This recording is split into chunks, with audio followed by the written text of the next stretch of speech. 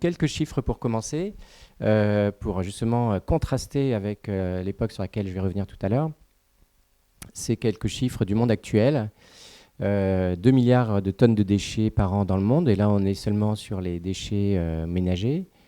Une augmentation prévue de 70% d'ici 2050. Donc on n'est pas du tout sorti, ce sont des projections très sérieuses qui sont faites par la Banque mondiale ou d'autres institutions qui essaient de chiffrer ces quantités. Et par exemple, en ce qui concerne le plastique, 7 milliards de tonnes de plastique produits depuis la création des plastiques d'origine pétrolière. Et 80% de ces plastiques ont été jetés dans l'environnement, donc soit dans la mer, soit dans la nature. Le reste étant stocké, un stock provisoire qui sera jeté aussi un jour ou l'autre, puisque ce sont des objets qui finalement finissent à la poubelle à un moment donné, en règle générale. Et quand ils sont recyclés, eux-mêmes, ils vont finir par être jetés. Donc c'est énorme. Et puis vous avez ici la quantité en dessous, dans un graphique, de quantité de déchets ménagers par habitant, par an. Donc environ 500 kilos. Ça, c'est le cas de la France. Mais vous voyez que certains pays sont beaucoup plus... les volumes de déchets sont beaucoup plus importants, le Danemark, l'Allemagne, etc. Ça, c'est un cas très, très fréquent. Plus un pays est riche, en fait, plus il produit des déchets. Et d'ailleurs, on estime souvent qu'il faut avoir des comportements écologiques ou hygiéniques. Et en fait, plus on est hygiénique, en fait, plus on pollue d'une manière générale. Il suffit de penser par exemple aux produits de lavage de la vaisselle ou lavage de son corps, etc., avec tous les flacons qui sont utilisés, tous les détergents, etc.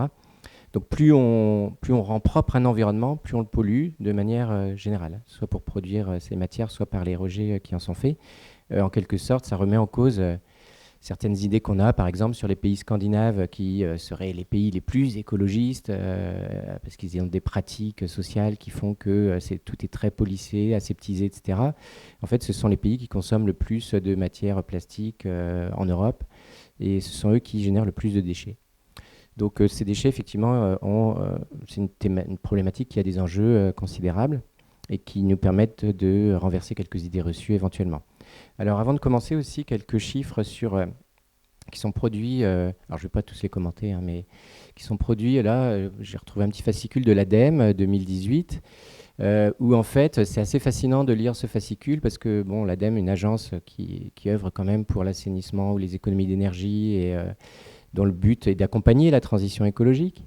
En fait, c'est un livret qui est sur les déchets et qui est tout à fait fasciné par le potentiel que génèrent les déchets pour l'économie et qui évidemment exalte le rôle des pouvoirs publics dans notamment tout ce qui concerne le recyclage, l'économie circulaire, etc.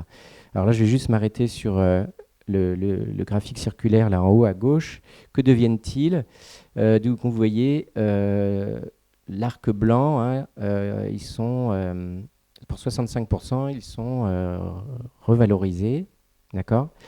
C'est un peu trouble et moi aussi c'est un peu trouble.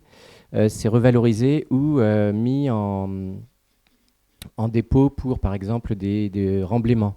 Donc en fait dans ce fascicule en fait est mis dans le même compte la réutilisation dans ce qu'on appelle classiquement le recyclage, mais aussi tout ce qui va concerner, par exemple, la création de routes ou de jetées ou de ports industriels dans lesquels on va mettre beaucoup de déchets. Donc c'est considéré de façon très très valorisée. Là, un autre graphique. Alors là, si c'est trouble aussi pour vous, je vous l'explique en 2 mots. C'est les diagrammes vert foncé à gauche, c'est la quantité de déchets, et à droite, c'est la quantité de recyclage. Ça, c'est pour l'ordonnée qui est à gauche, donc vous voyez une progression des deux. Et à droite, c'est une ordonnée qui fait référence à la courbe en vert clair et qui montre en fait le taux de réusage. Le taux de réusage. Alors en fait, ce graphique, il est intéressant parce qu'on a l'impression en le regardant que le taux de réusage progresse énormément et qu'il est corrélé en fait à l'augmentation des déchets, mais que En fait, plus il y a de déchets, plus on réutilise, en termes de recyclage par exemple. Mais en fait, l'axe désordonné, il commence à 34% et il finit à 38%. Et ce qui fait qu'en fait, on passe d'une augmentation du réusage, en gros, de 35% à 37% entre 2012 et 2017. Donc en fait, on aurait pu faire un graphique un peu différent, c'est de faire une courbe qui montre l'augmentation des déchets, qui serait très exponentielle comme ça, et au contraire de faire cette courbe de réusage, mais sur une même échelle de pourcentage allant de 0 à 100, et on verrait que la courbe de réusage, en fait, elle est quasiment stable.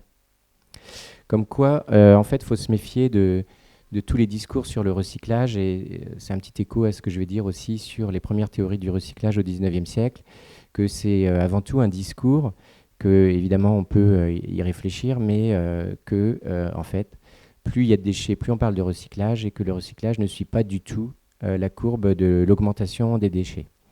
Et puis, un dernier...